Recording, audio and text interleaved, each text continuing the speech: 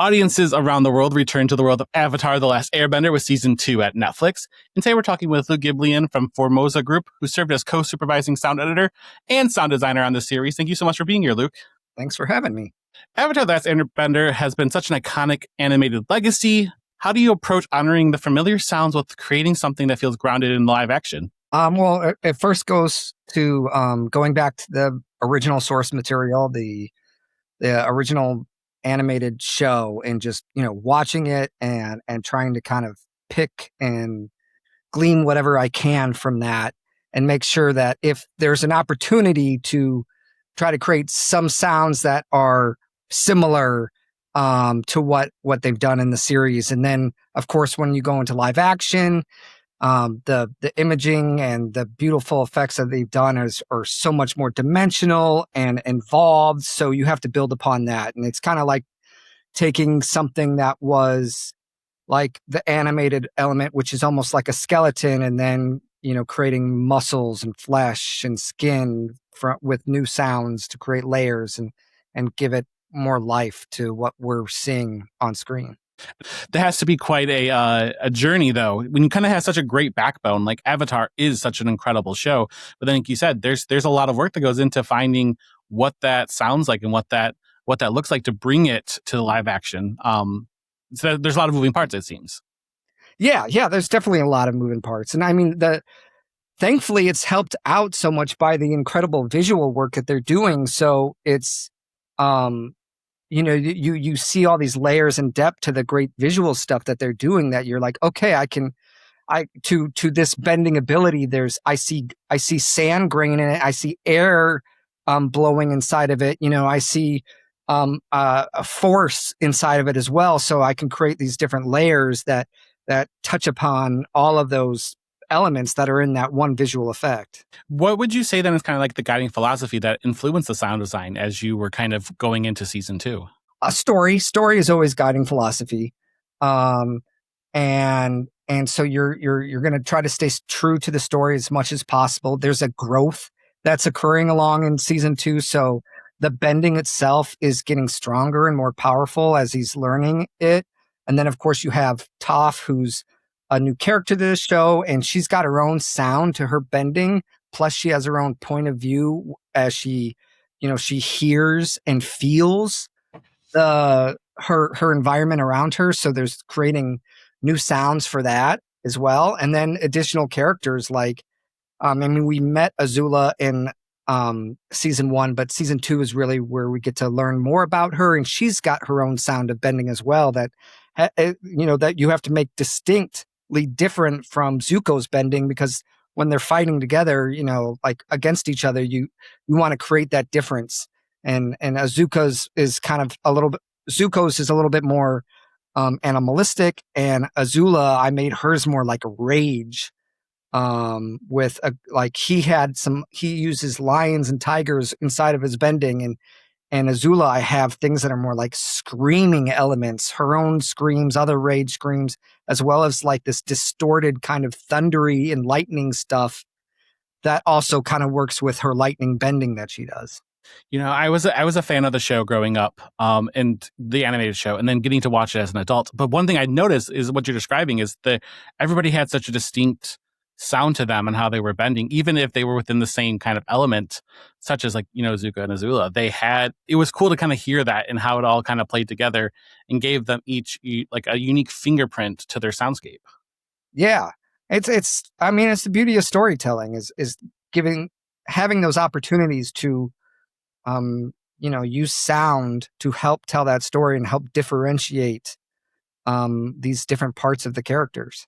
With the world expanding quite considerably this season, and there's a whole bunch of new locations, as you mentioned, there's a whole bunch of new characters.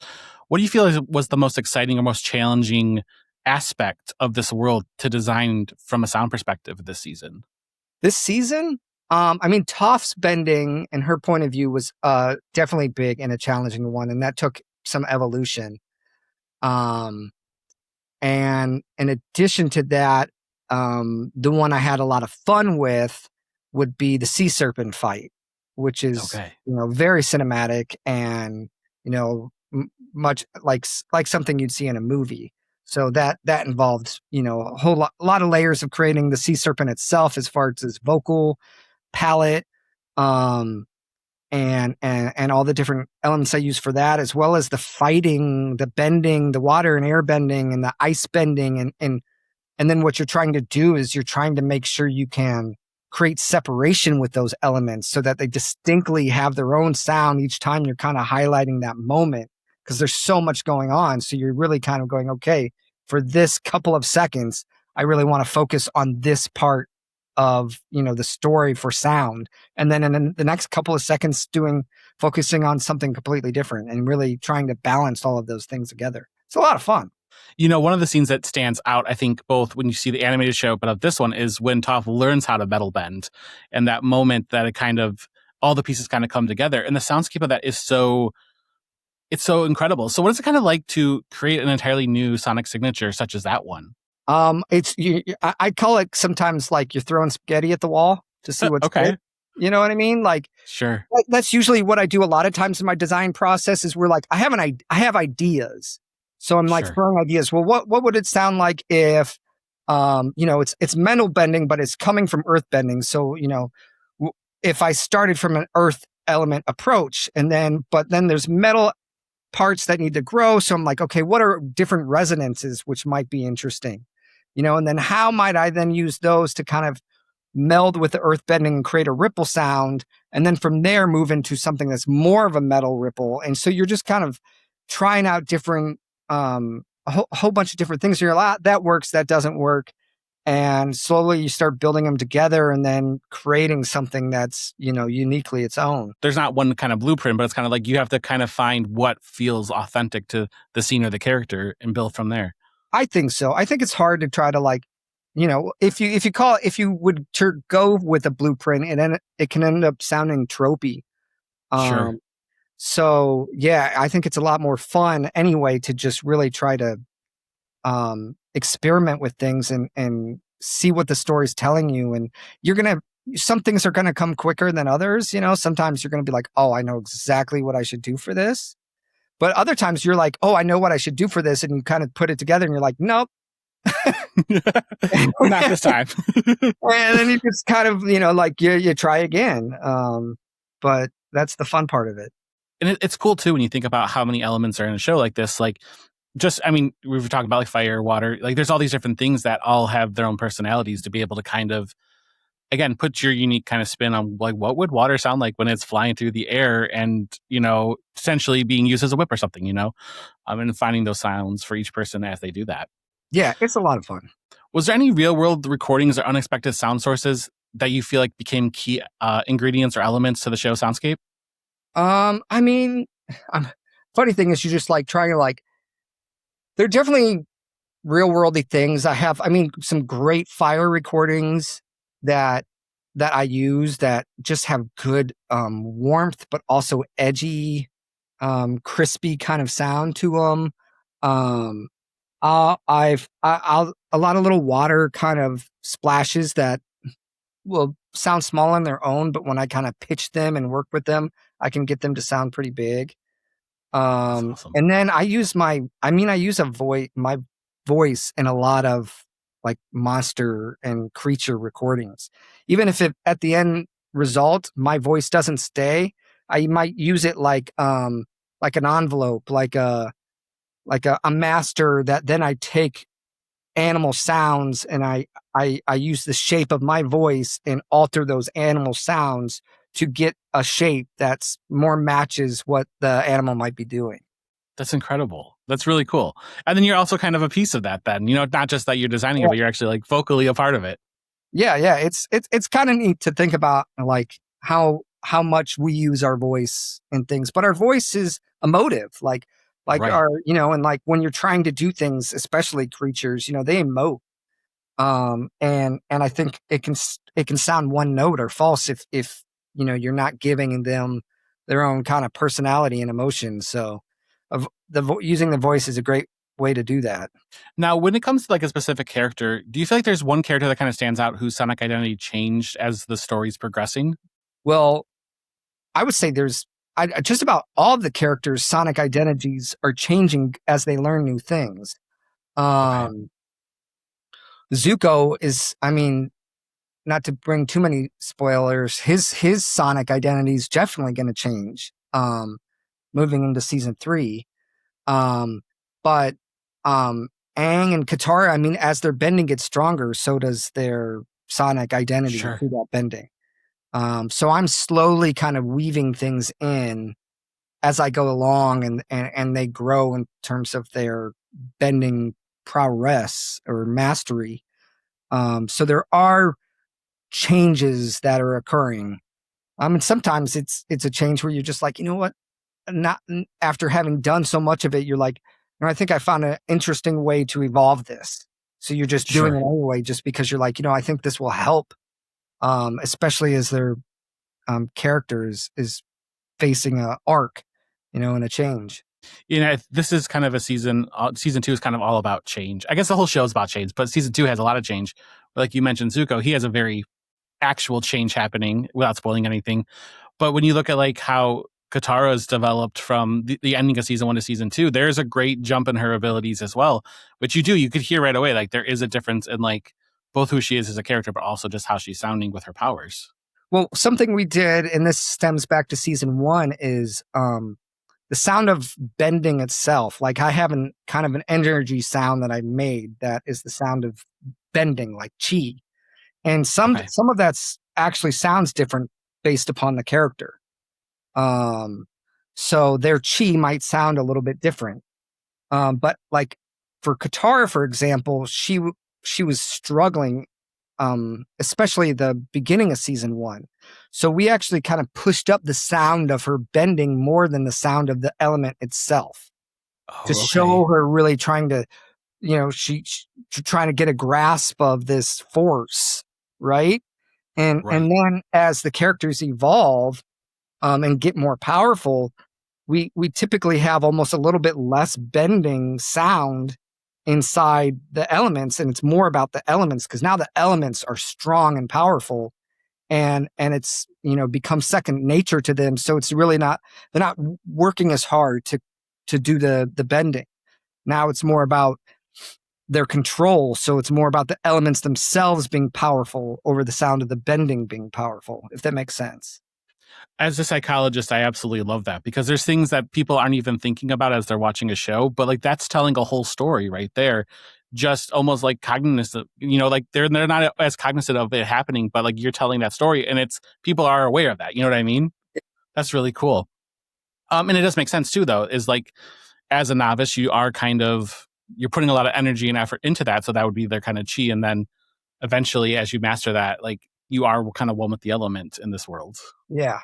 So you also served as co-supervising sound editor. So when you're kind of working with another person in that role, how do you balance like working as like a creative vision, but also having your own kind of stamp on the sound editing? I mean, we have discussions, and we, spotting that's done with the showrunners, and so there's first just a collection of notes and information, things that they're looking for, um, and it can that when you're co-supervising, it can vary depending upon what kind of project you're on, but like Hmm. this one, for example, is more like um, Tim. Um, he's like the overall but supervisor, but also he's focused on dialogue and ADR, and then I'm focused on the whole effects world side of Got things. you. So the effects editorial and the design, and Foley, and kind of making sure all of that's coming together. And then we're pulling it all together. And sometimes we help each other out when there's like a need where or an availability issue where I'll go supervise some ADR sessions, or um, Tim might cut in some effects on something that's needed last minute or something. What would you say is like the biggest challenge to managing like a sound editorial team across a multiple episode series such as this one? Probably just really kind of staying on task, because you're always like, you for something like this, you've got days. You're like, okay, this is how many days I have per episode. And so Mhm. it's more just kind of managing your time in that aspect, especially with something like this, because you don't get an episode that turns over where all the VFX are done. Okay. Like you get an episode turned over where sometimes there's literally just dots moving on the screen, or like Oh, very rudimentary animation. So you have to pick and choose like what's worth taking the time to do. But at the same time, you're like going, okay, well, I have to kind of get something in place just due to the amount of time I have, the time up into the mix dates. So I can't also just wait, because sometimes VFX, like final VFX, don't drop in until days before you're starting to mix. okay. So that the challenge there is like you have to start painting the picture before the picture's in front of you. That would be tough, I would assume. It can be, yeah. And then you have to kind of once you get those VFX in, then you have to reshape the material you've done to better fit that image, and then you might have to sweeten it or do something to adjust. But that's where it can get challenging, is where you're just like, I mean, I know for season 1, some of it was like like practically nothing there in certain parts, and I just like had to just create and make up stuff, and then just hope it worked. Sure. But once you get the images, but it got challenging, at least with, as you move into further seasons, you've established stuff. So it's like, you already know what's working, how things might sound. So that can be a little bit easier, just because you're like, okay, these aren't new. Like some stuff is brand new, and you're like, you want to get them in front of the showrunner's ears to sign off on. But then other stuff that you've at least established, you're like, okay, there's that trust that's been built, and it's easier to take kind of an executive action with that to know that you don't really have to worry about that as far as getting anybody's ears on it. This is how it already is working and it's going to sound, and just kind of taking those steps. It can be challenging, but also pretty rewarding. When you're in those moments where they're just kind of dots and you're kind of making, you have to make something, do you feel like that there's points then where like the sound department influences the final edit or even the visual effects as they're being established first? It can. Yeah. And we've definitely had moments when we've done that. I mean, some of the initial design I did on the first season was before they had VFX. And I think there was some stuff that they were doing they were altering it based upon the sound.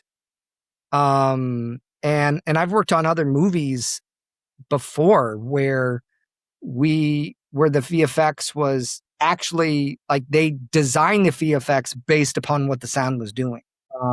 So it doesn't happen a lot. Most of the time it's like, I'd say 99% of the time it's the other way around, because VFX is the one that's really coming in last minute at the same time. And it's easier to adjust the sound than it is to have to get a whole new VFX dump. Sure. But it has happened. Was there a specific scene from the season that you're especially proud of? I would say both the sea serpent and then Toph, her whole, when she's introduced, we do this interesting sound design thing as she comes to stage and the crowd's into it, and we go inside of her head. And then we introduce her bending and her point of view, which is just a new flavor that we haven't introduced to the audience yet. So those are probably both my favorite. The final episode's got a lot of fun stuff in it too, though, with the metal bending and Aang's avatar state that gets really big.